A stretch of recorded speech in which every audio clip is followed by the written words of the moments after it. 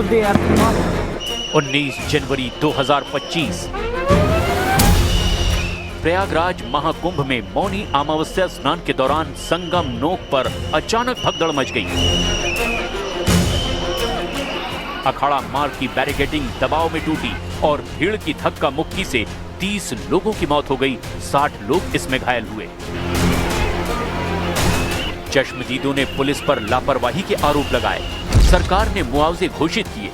3 सदस्यीय आयोग बनाया गया और 12 अधिकारियों को निलंबित किया गया।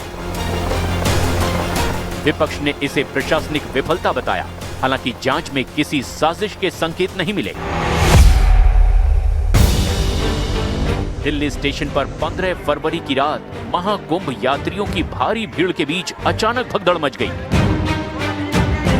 प्रयागराज जाने वाली 3 ट्रेनों के लेट होने से प्लेटफॉर्म नंबर 14 से 16 बदलने की घोषणा ने अफरा तफरी पैदा कर दी। फुट ओवर ब्रिज पर दबाव बढ़ा और यात्री एक दूसरे पर गिरते चले गए। इस हादसे में 18 लोगों की मौत हुई, जिनमें महिलाएं और बच्चे भी शामिल हैं,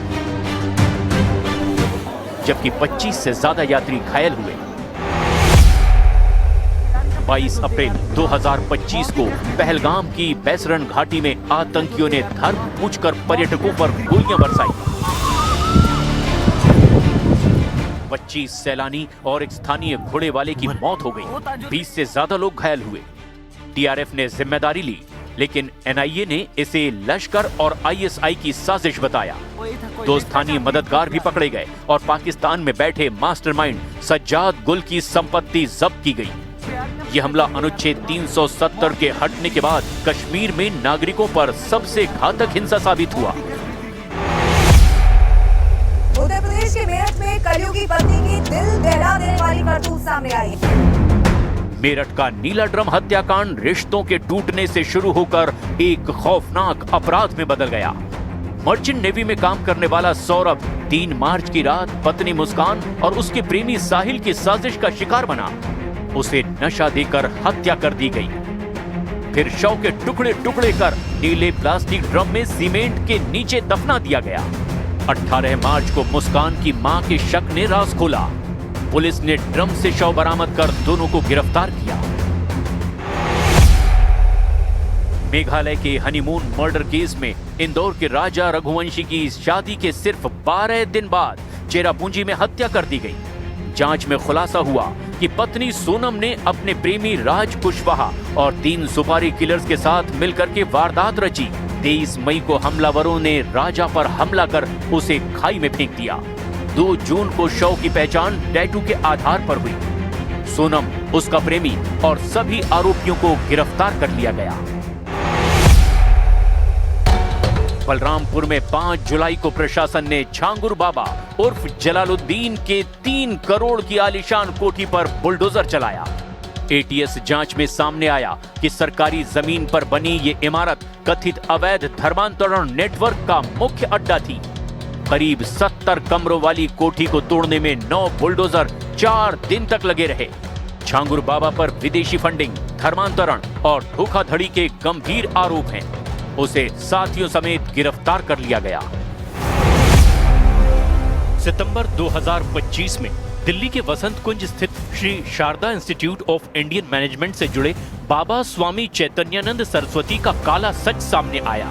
जांच में कम से कम 17 छात्राओं के यौन शोषण, अश्लील मैसेजेस, ब्लैकमेलिंग और हनी ट्रैप के आरोप भी सामने आए। फेल करने और विदेशी ट्रिप का लालच देकर छात्राओं को फंसाया गया।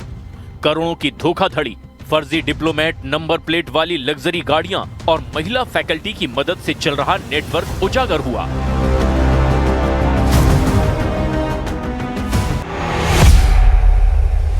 पश्चिम बंगाल के मुर्शिदाबाद में अप्रैल से मई 2025 के बीच वक्फ एक्ट के विरोध में आंच सांप्रदायिक हिंसा में बदल गई। जहांगीरपुर, शमशेरगंज और धूलिया जैसे इलाकों में भीड़ ने घरों और दुकानों पर हमला किया। वाहनों में आग लगाई गई और पुलिस से भी झड़पें हुई। 3 लोगों की मौत हुई, 100 से ज्यादा लोग घायल हुए और 500 से ज्यादा घर दुकानें इसमें जला दी गई, लूट ली गई।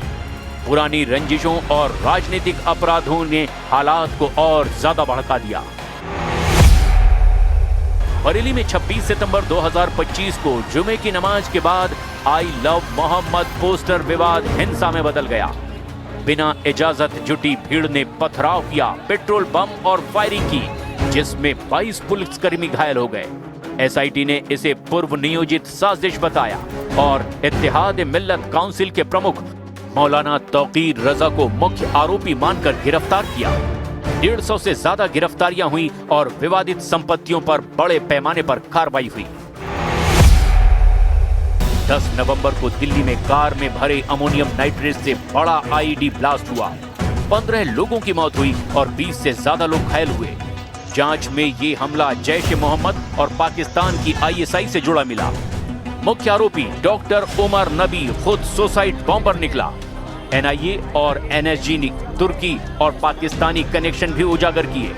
यूएपीए के तहत कई गिरफ्तारियां हुई, जिनमें अल फलाह यूनिवर्सिटी से जुड़े आतंकी डॉक्टर मुजम्मिल और डॉक्टर शाहीन का नाम भी शामिल है।